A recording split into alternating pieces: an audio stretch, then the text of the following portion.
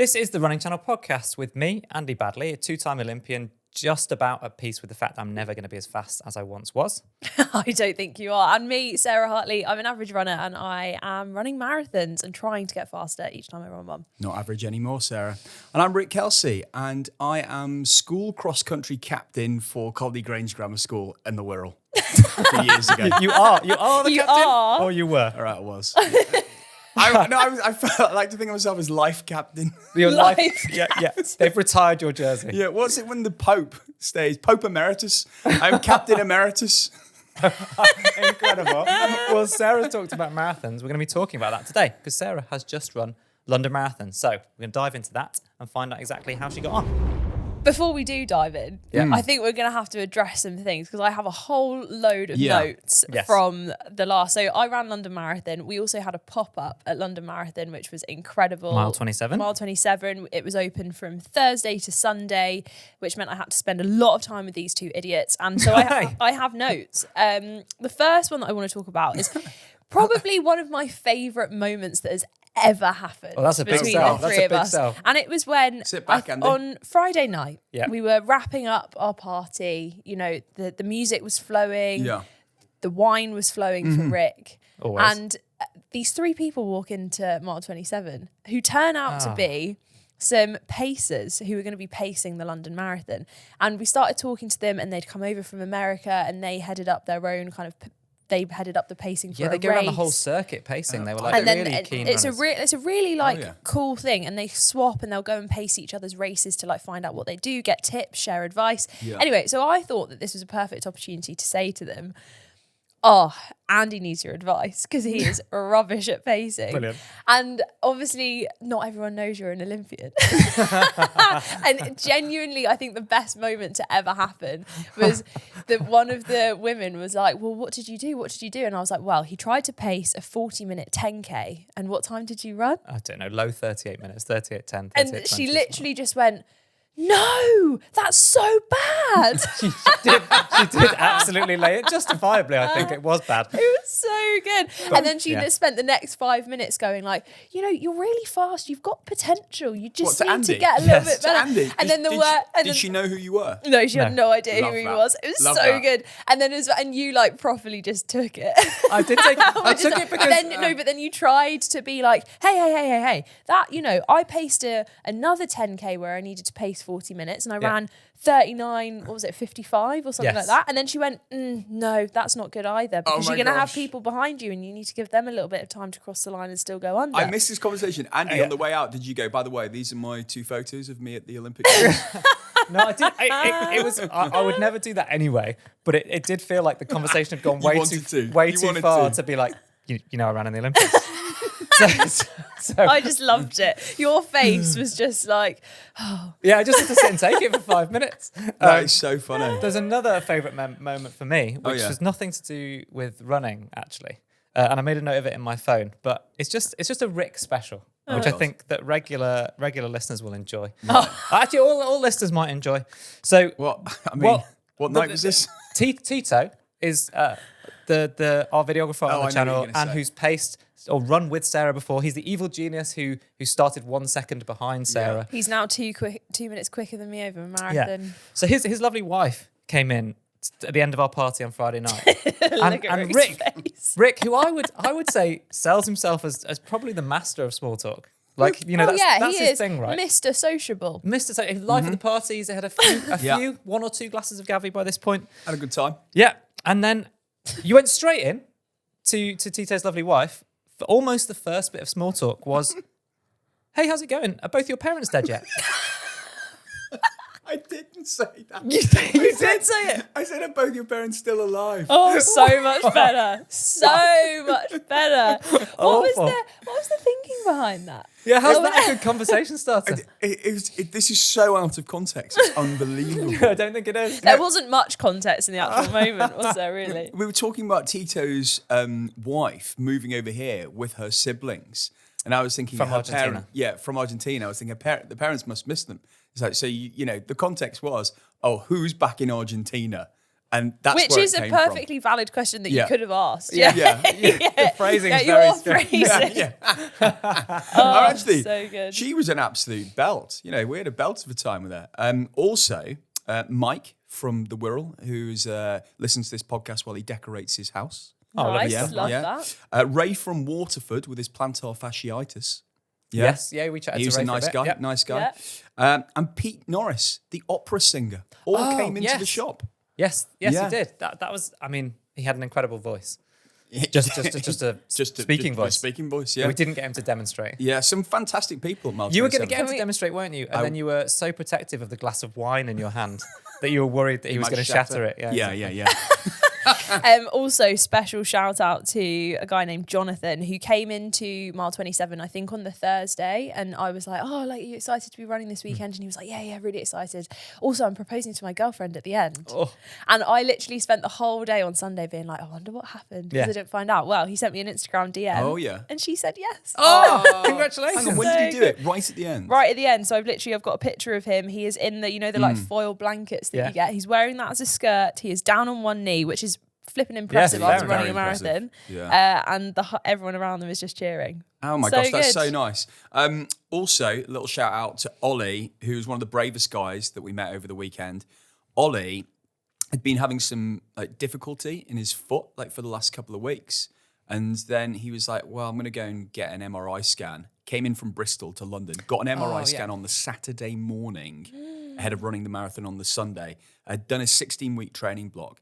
Turned out he had a hairline fracture that showed up on the MRI on the Saturday morning, which meant the doctor said, listen, whatever you do, do not run the marathon tomorrow. And he was absolutely gutted, but he came in, he was so perky. He's going to try and get a place for next year. He couldn't defer because it was a charity place, and he was worried that he'd raised so much money for his charity and that he was letting people down. Ollie, you have not let people down. No, absolutely not. You've done your whole training block, and you will be back and do it again next year. Yeah, and it's so much better to have made that decision than to do what probably a lot of people would have been tempted to do and just run anyway. Yeah, which would not have ended well. So good decision. We're going to talk about running your marathon because no one really cares about what me and Rick have been doing in running. We're going to jump straight into that. But I'm going with an early couple of favours. One is follow this podcast wherever you listen to it. Yeah. So click the follow button, then you get notified and it'll come up in your feed and so on whatever podcast app you use. And two is TRC Meets is now live. The first so exciting. episode has gone out. So exciting. We have been chatting to so many amazing people as well, which are coming out every 3 weeks, I think, by the time you hear this. Yeah, so Colin Jackson's is already out. And then next up is Ant Bryan. Who ran London Marathon. So if you want to hear, London is so incredibly special for so many different ways, but his story in particular, I think, just sums up why the marathon is so incredible and how it brings out the very, very best in people. He is paralysed down one side of his body and he was going for a world record at the marathon. So the podcast will talk about how, and at the end we'll tell you whether or not he did it. Just before we move on to Sarah, don't worry, we'll give you some minutes. Just the one. Can we just talk a little bit about McFly? Oh yeah. So another one of our guests in a future episode is going to be Harry Judd. Harry Judd from McFly. How do you feel about Harry Judd, Sarah? Right, look.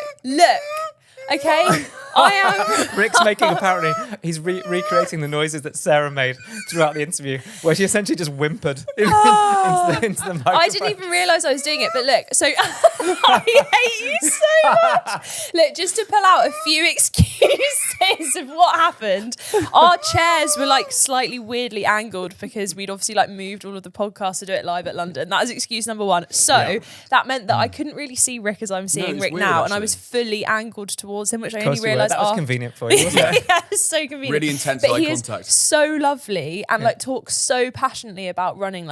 Genuinely, I think it's one of the best conversations we've had because it's so relatable. He plays to millions of people all over the world, but just loves it and loves running for the same reasons that we all do. And you love him? I don't. Look, I genuinely. Oh God, I hate you both. Genuinely, TRC Meets, when we do it, because I know some people fangirl over us, but really I don't understand why. And sitting with you two idiots is fine, but the fact that we have actual real life cool people coming in. Hey. Yeah. It's quite intimidating.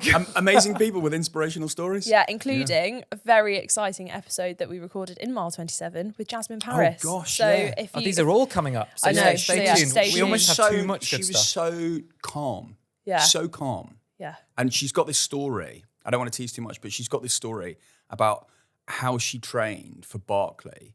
About getting up at midnight. Don't give it away. I'm not gonna give it away. You're giving it away. You're giving it away. No, getting up at midnight and doing something ridiculous until the sun rises. Yeah. Sounds very much like something you'd do. Get up at midnight and do something ridiculous. until the sun rises. only about 3 meters from my back door. Well, speaking of which, actually, the night before London Marathon for you, Sarah, talk me through what you were doing at about 9 or 10 o'clock at night. Because I was sending you messages just to keep you calm. I didn't want to be wishing you luck or worried about making you think about the race too much. But what were you doing to prepare? Well, so I went to a wedding the day before. Oh, perfect preparation. But then I was home by 8, so I was literally just sat on the sofa, and I was, I'd had a few messages from like everyone else in the Running Channel team, and I was like, haven't had a message from Andy. Yeah. Did I send you a message? Nope. haven't had a message from Rick. And then ping, my phone goes off. What do I get? What do you want when you're like a little bit nervous the day before? You just want something to take your mind off Trying it. to relax, You want something trying to to take be your mind nice off and it. calm. A picture of you two, topless, in a hot tub, drinking Gabby. Like, genuinely. I'm surprised. Andy broke the no phone rule in the hot tub, and he brought it in just so we could send it to you. Yeah. We wanted you to know that we were Thank thinking you of you. so Hang on. much. I forgot about that. I forgot about that. Well, that's not a surprise because we'd had a tough day. Oh, We yeah. had a Really, long really day. tough, Yeah, long day. guys. What do you mean? We did a whole show for New Balance. Yeah. Yeah. with athletes. With athletes, we we spoke sat to some. down, we interviewed them, and regular Oh, runners, you and we sat talked about the down and marathon. had a little chat. No, it was an hour long. It was a proper talk. a whole We hosted a whole hour? show on camera. Oh, It was my full work. goodness. How- It was intense. You were sitting on your sofa. Yeah, and then we thought Sarah would like to be distracted, and I think actually it was preempted. I didn't just hit you with a photo straight off. I excuse me, I think you did. Oh no, absolutely not. I think what I told you was I told you we were on our way back to Rick's, and the hot tub was being warmed up for us, and you were like, "You're going in the hot tub? Are you really?" Is that what you think I sound like? God. Well, no, I think you sound like this. But When Harry's about. So yeah, then I sent you photographic evidence. I think I followed up with a picture of Rick reclining, eyes closed, with a glass above the water level, just living the Plastic dream. glass. Plastic glass, yeah. Oh, good. Well, that's the main thing. Well, that was our prep. So then you got up, Sunday morning, marathon morning. You were ready. It was beautiful conditions. It was 9 degrees. The sun was out. There was tiny amounts of wind. Yeah. You're on the start line in Greenwich. How you feeling?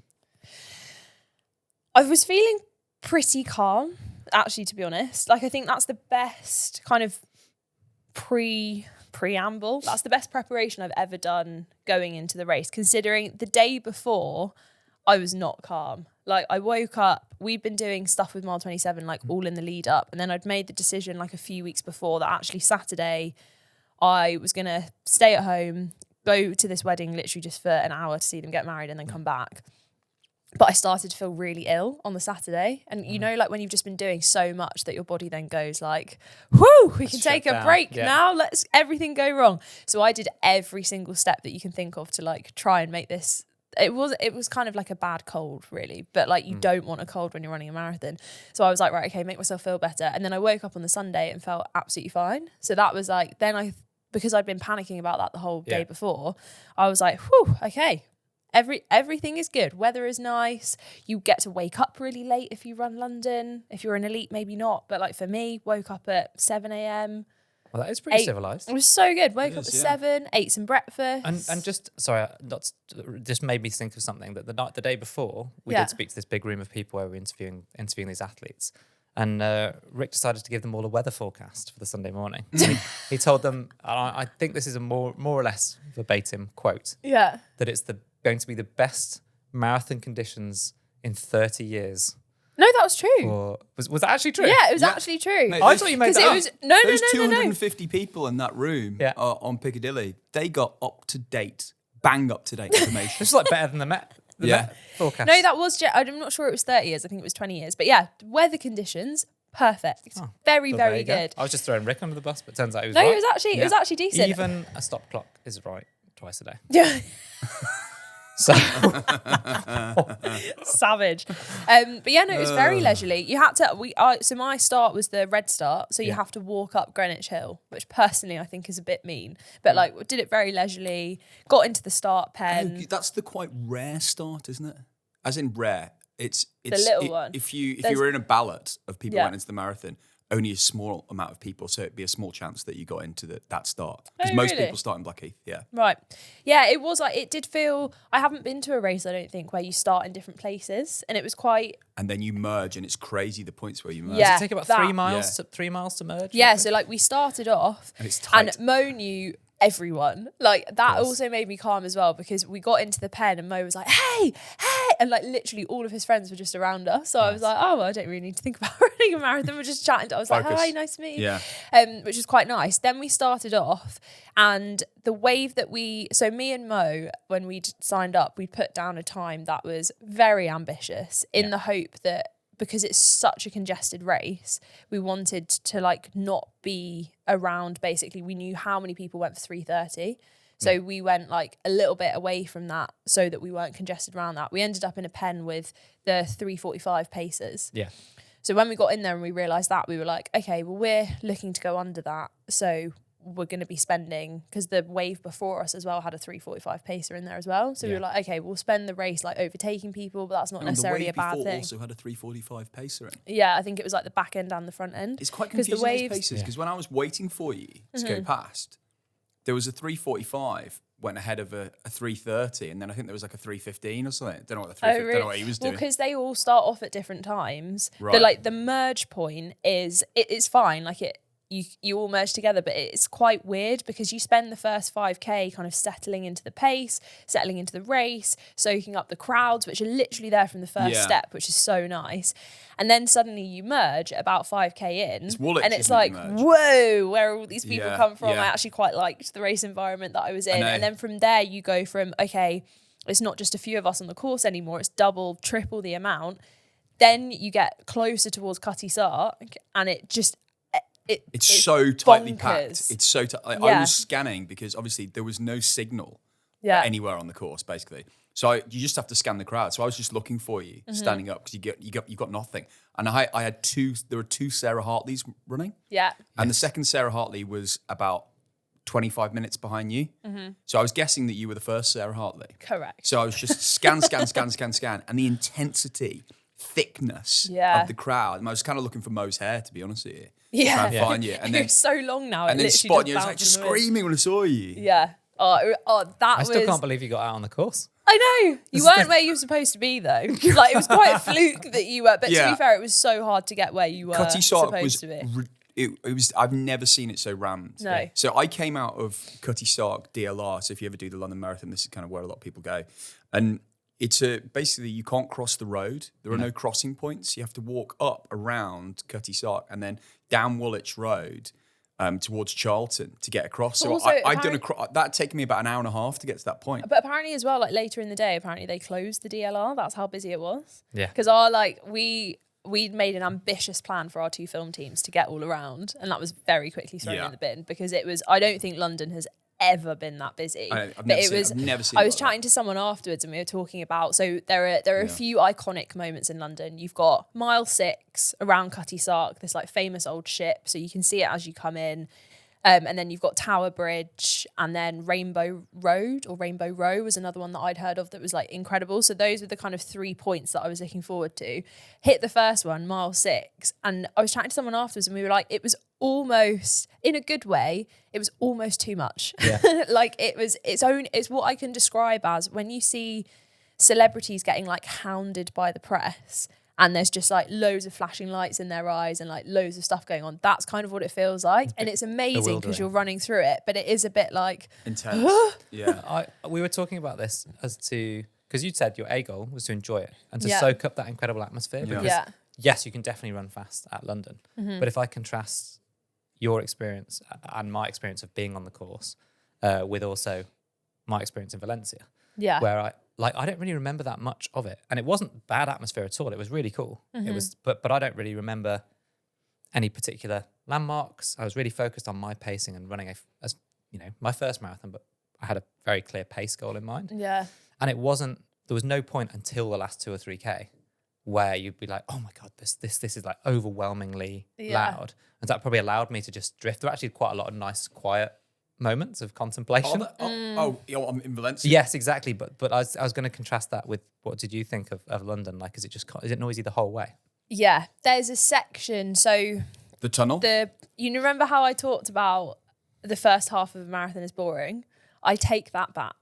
Like I almost got a bit sad when I hit Tower Bridge because I was like, oh, this is going too fast. Like, I don't want this to end. Oh, wow. Then it got worse. Yeah, should have gone for an 8-hour marathon. Yeah, I know. I was kind of, because you have that 6 mile point and then you have the Tower Bridge is actually 12 miles. It's not halfway.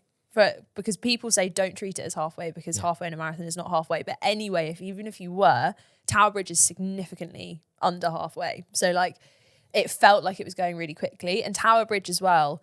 I have a really clear memory of Cutty Sark. Tower Bridge, I think I was just, because that is the moment where if you talk to someone about London, they're like, soak that up. Soak it up. And it's almost like it's over too quickly because you're like, oh my gosh, I'm on Tower Bridge. This is incredible. There's so many crowds. There's so many people. And then I was starting to see there was like incredible support from people running channel community. I had written Sarah on my bib. So like it just felt, and Mo knows literally every person in London. So like there was so many people cheering for us. And then I saw 2 of my best mates who had the worst cheering plan ever, but it actually turned out well for them. The day before I was like, where are you going to be? And I'll look out for you. And they're like, oh, I don't know, somewhere around Westminster. And they ended up on Tower Bridge. And I saw them at the end and was like, oh, I've actually seen people. It's so exciting. Amazing. It was cool. I was going to ask about what I didn't realise until I did mine, the first one, was how much stuff you got to think about during a marathon. Yeah. Because you're thinking about your pacing. Mm-hmm. You're thinking about you're trying to like doing a bit of an assessment of how you feel. Then you've got the mentality of like trying not to really think about it at all until halfway or a bit further in. Then you've got your gels and the drinks and the drink stations. And maybe like, do I need the toilet? Or like all of that sort of stuff. Yeah. And then you're saying there's all of this like extra stimulus from people like shouting and stuff. Was it overwhelming? Like, how does it feel? I think that's why it went quite quickly because I peed for the first time in a marathon.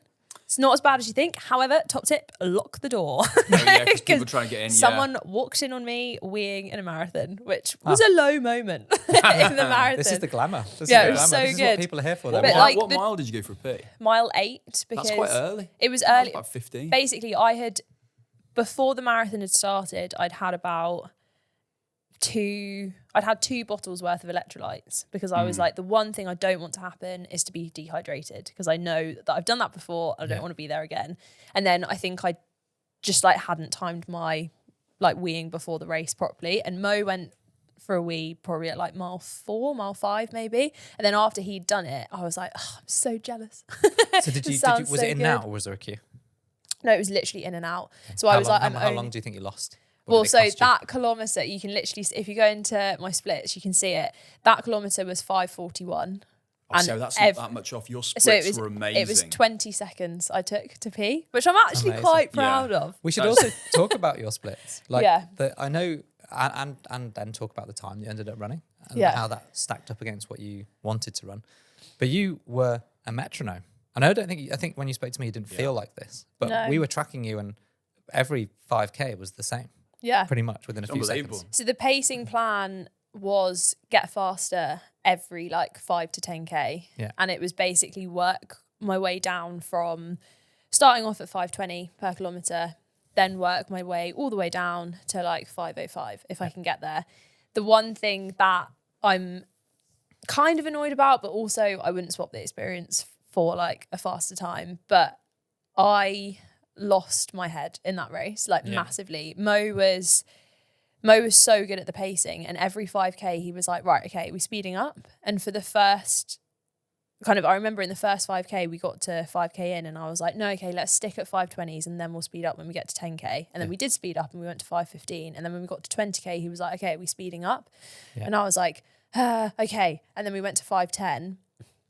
But I think just because of the nature of it, like they were all pretty similar. And then when I got to 5:10, I just didn't feel, there was something telling me like, don't speed up. It will go wrong if you speed up. Yeah. And I'll never know. And that's so annoying. But I think a combination of, I was looking at my heart rate and that was quite high. Like I spent... What was it? So I spent, I think 2 hours in zone 4 and then I spent an hour and 44 minutes or whatever it was in zone 5. Ooh, okay.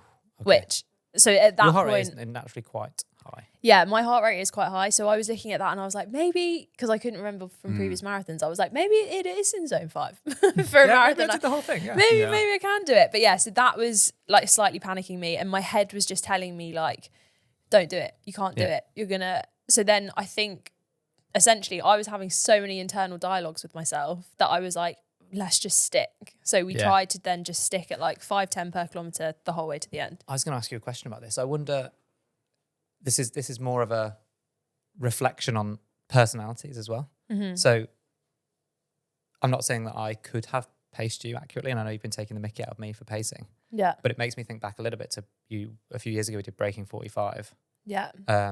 on the track, where you were doing your best to break 45 minutes, and you were paced by a few different people, and then I paced the final chunk with you. Yeah. I think my approach, had I been pacing, I wouldn't have asked you if you wanted to speed up. Yeah. I think that's, and to be fair, like if I probably would have sped up. If we'd agreed it beforehand, I'd have been like, right, let's go. Yeah. Which probably might have been worse though, because then you could have ended up like really hitting the wall and you know losing 20 minutes at the end. And to be fair, I think the best thing that Mo did is, so past Tower Bridge, you've got loads and loads of crowds. Then you go into Canary Wharf, it gets a lot quieter. And that bit I found really hard. There was still probably the same amount of crowds that you get at like any other race in the world, but it was just hard because it was quieter. And that's when the doubt really started to creep in. And fair play to Mo, because he kept asking me questions. And I'm sure this will be in the final video as well, of like me just saying, I'm really sorry, I can't do it. And then there was a few times where he was like, what are we doing? Are we speeding up? And I was like, Mo, I need to stop. I can't do it. I can't. Oh, and he was like, so no, we're carrying. Yeah. So I think from his perspective, he was like, okay, well, we're not stopping, but like, we don't need to speed up. And there were a few, like if you look at the splits, I'm boggled. Like when I look at the splits versus knowing how I felt. And I think what's going to be really interesting is we're recording this now, like a few days later.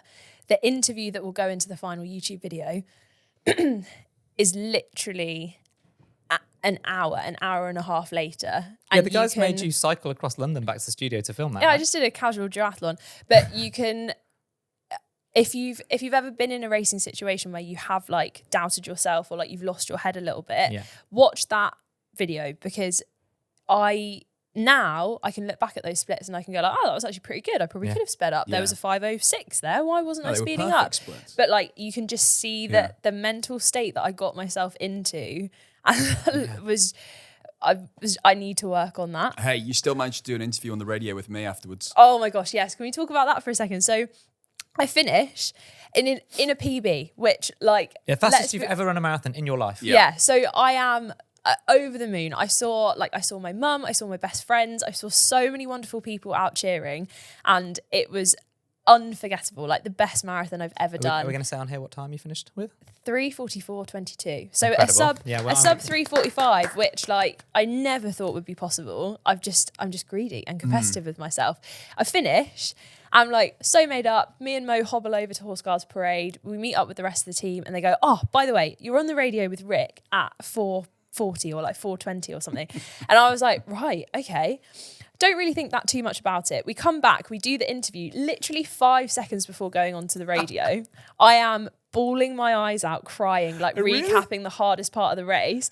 Then I go like, okay, on radio now. I log in to speak to you and we have like a great little chat about the marathon. And then you ask quite possibly the stupidest question you have ever, because obviously your radio station is quite political. And I didn't think about this before we started it. And then you just go, so, whilst you were out on the course, did you pass any of the 22 MPs who were running? And I was like, did you, Sarah? Rick, I've got no idea. I was like, I passed a rhino. Literally what I said was, I was like, I don't know, but I did pass a rhino. Yeah. And then Rick's like, I've interviewed the previous 6 prime ministers. Great. It's all about you. I thought you were great. You were great. Thanks. You were great. Is this the interview for which you had to turn off the Zoom camera? No, it was. Oh yeah, that was funny. Yeah, so then I think your producer or whoever like talks to me before they go on air. I came onto the Zoom link, like teary, and I think it was because of the Wi-Fi signal. Okay? But no, they did just go. They were like, "We don't need the camera. You can turn that off." And I was like, "Fair, absolutely fair." Oh, you were great, mate. All went well. Thanks. All went well. It was good to speak in a variety of different mediums together last week. It was great. In person was my least favourite. Anyway, Rick and I are incredibly proud. Yeah, we are. You absolutely smashed it. It was amazing, and we were emotional on your behalf. Thanks very much. No, it was very good. And if you get the opportunity to run London, or even just go and cheer at London, go along, because it is indescribable. So good. But this is the Running Channel podcast. Up next, we've got news stories plus my favourite bit, your questions, and we've got some good ones this week. Hey Andy, can you do news in a minute? Oh, I can try. Emil Caress, British runner, finished 3rd on the podium in the men's elite race in London Marathon, around 2:06. Massive PB for him. And also, he did the entire thing wearing a regular digital watch. Yeah, this blew my mind. So he wasn't pacing himself. So he just he was pacing, but you can pace yourself from the mile markers, which is probably more accurate. So he'd been looking at his splits every. Also, his 5K splits were like within supersonic 10, 15 seconds. Yeah. But also, there's a big thing there about running to feel. Like, I guess the fitter and the more highly trained I felt I was in my career, the more bang on I could run a mile or a K or whatever to within a second or so. And so actually, he doesn't have to worry about tunnels or buildings interfering or whatever. He can clock his splits if he was doing that by just looking at his watch and his lapse time and then working it out as he passes each mile marker and knowing it's accurate. Old school. Yeah, there you go. I think that was less than a minute. Very good. Questions, Rick? Okay, so normally the questions come from people who we don't know, but I just looked at this person's name, and his name is Ian Colligan from the Paradise Peninsula, aka the Wirral. Do you know him? And Wilmslow. Unbelievably, this is Podcast Ben's brother. Oh! In fact, we didn't tell you to put this in. No, because we did not tell you to put this in. I just genuinely thought this was a good question. He's Podcast Ben's much better looking younger brother. Yeah. Yeah. Supplier of alcohol-free wine, none on the at mile 27. So Ben is, and then so Ian, Ben, Rick, and I all ran together at school. Great. I mean, this all sounds a bit incestuous, but this is a complete fluke. So were you his cross-country captain as well? Yeah, everyone's. The whole world. Captain Emeritus. I wanted to share that your recent episodes about running on the track inspired me to go out to my local 400-metre track, somewhere I hadn't been for over 20 years since running in the Young Athletes League under 17s. Within about 5 minutes of starting my run, it reignited a fire in me. And when I got home, signed up for an open meeting in Stretford at both the 200 and 400 metres. Incredible. So I used to run. That's where I grew up. I cut my teeth at the... Stretford, yeah, in Manchester. In Manchester, yeah. It's low-key ones where you literally just rocked up with your number and were like, I want to run this time. This is like, mad that he signed up straight away. I just love as well. And then he says, after doing some research, I've now uncovered the Masters age categories. And if I can replicate my 2001 PB, it would place me in the UK top 20 of 40-year-olds. So it got me thinking about a new challenge for Andy. Can he step up to get back to the 1,500-metre races for the British Masters and potentially go and represent Team GB brackets. One last time? After Team GB, it says brackets OAP. Which, no acronyms, old age pensioner. Old age pensioner, yeah. How long till you get your bus pass? Oh, I don't know, when do you get that? 55, 60, 65? I think it's 68 now, so you're not far 68 off. now. 68 now, is it? 60. Oh, I've got to wait a long time to get my bus pass. Thank you very much. And Ian, the short answer is, I don't know. I'd have to look at the rankings. I don't think so. The track, weirdly, I'm motivated to try and run this fast 5K that I've been talking about, and faster times over stuff. But I sort of not that motivated to go back on the track. Really? Interesting. The track scares me more. So we did that video recently where I did that 1K time trial in that kind of elite-ish environment. Yeah. And that was terrifying, but that wasn't even on the track. And I do think going back into the environment on the track would scare me. Plus my knee injury that I've had over the last few years doesn't really like the constant bends.